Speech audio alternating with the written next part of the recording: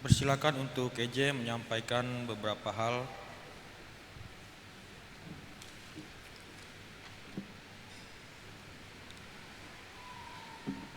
Yang terhormat Romo, serta Bapak Ibu yang terkasih dalam Kristus, selamat malam. Mohon waktunya sebentar. Perkenalkan, nama saya Mike Chandra, saya Emauser SFA Angkatan 5. Mohon izin sharing pengalaman iman saya sebelum dan sesudah mengikuti EJ.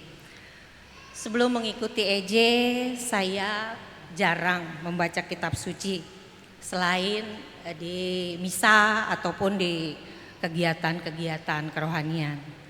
Tapi setelah mengikuti EJ, setiap hari saya selalu membaca Alkitab dan merefleksikan dalam hidup saya dengan sharing bersama-sama dengan teman-teman di EJ dan mendengarkan teman-teman di EJ dengan banyaknya pengalaman-pengalaman pribadi dan refleksi, dan juga mempunyai banyak teman sekomunitas dan sefrekuensi yang sama.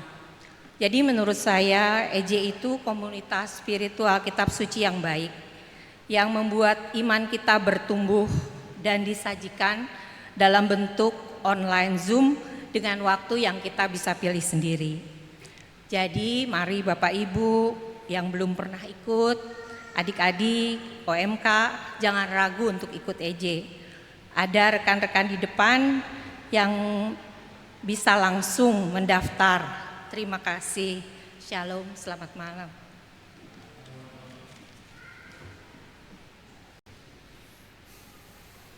Saudara-saudara Tuhan terkasih, bagi Bapak Ibu sekalian yang ingin mendalami kitab suci bersama dengan kelompok, dipersilakan ikut EJ. Kitab suci memang membantu kita sangat untuk mengimani siapa Allah dalam hidup kita. Dan tentu dengan adanya kelompok-kelompok seperti EJ ini membantu kita juga untuk mengerti beberapa hal mengenai tentang kitab suci yang terkadang juga seringkali, apalagi di era YouTuber gini ya, dan TikTok segala macamnya, banyak hal-hal yang memberikan informasi-informasi yang membingungkan.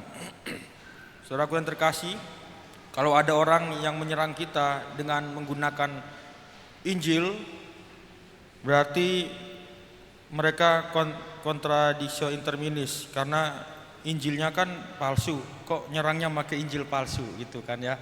Kalau kepercayaan mereka kepada kita gitu ya. Kita meyakini Injil kita adalah Injil yang sungguh dikanonisasi, dan yang paling perlu ditekankan bahwa kalau di tempat lain wahyu Allah hadir dalam bentuk tulisan, tapi kalau kita wahyu Allah itu firman-Nya hadir dalam bentuk Yesus Kristus. Pada awal mula firman itu melayang-layang di atas air, dan firman itu menjadi manusia.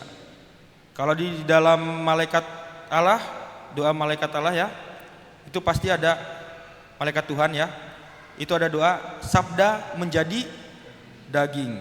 Berarti yang menjadi manusia sebenarnya yang paling tepat itu bukan Allah, enggak salah juga Allah menjadi manusia, karena firman itu firman Allah yang merupakan bagian dari Allah itu ya.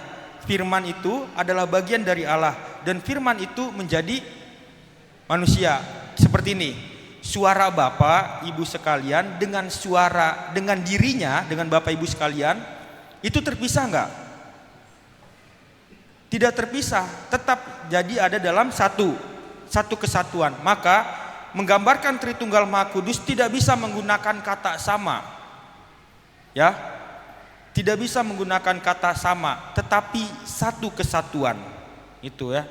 Kalau ada yang bilang Allah dan Yesus sama, ya kalau secara teologis ada bedanya, tetapi tidak bisa dipisahkan. Tetap satu kesatuan. Mereka maka disebut Tritunggal Maha Kudus, 3 pribadi dengan cara yang berbeda-beda, tetapi dalam satu kesatuan, yaitu Allah yang Maha Kuasa. Itu ibaratnya suara itu Kalau kita tubuhnya, ada suara yang ngomong memberikan nasihat, itu ya. Firman menjadi manusia, ya. Wahyu itu hidup, itu. Lalu firman itu diomongkan kepada setiap orang, teringat, terpatri dalam otak kita, dan itulah Roh Kudus. Itu ingatan itu kan sepanjang segala masa, ya kan. Ketika kita berbicara masuk ke dalam pikiran kita, dan pikiran kita itulah Roh Kudus, ibaratnya seperti itu. Jadi ya, pelajaran teologi hari ini cukup sampai sini saja ya, daripada tambah pusing ya. Itu saya menjelaskan beberapa hal mengenai sabda menjadi daging, sabda menjadi manusia, gitu. Satu kesatuan, bukan sama ya, bukan menggunakan kata sama, tapi satu kesatuan. Semoga perjalanan kita dalam menumbuhkan iman kita bukan hanya sekedar pengetahuan, tetapi bagaimana apa yang diajarkan Tuhan Yesus Kristus, firman yang hidup itu masuk ke dalam diri kita, dan firman itu hidup di dalam diri kita lewat komuni yang kita santap. Maka berikanlah kasih kepada sesama sebagai bentuk pertumbuhan iman. Mari kita tutup perayaan Ekaristi ini dengan mohon berkat Tuhan. Saya berterima kasih ya kepada OMK yang kurnya bagus sekali tadi ya. Itu, dan Miss Dinar, lektor, pemazmur, dan TTK sekalian ya. Saya hampir lupa ya, ucapkan terima kasih. Begitu. Mari kita tutup dengan mohon berkat Tuhan. Tuhan bersamamu.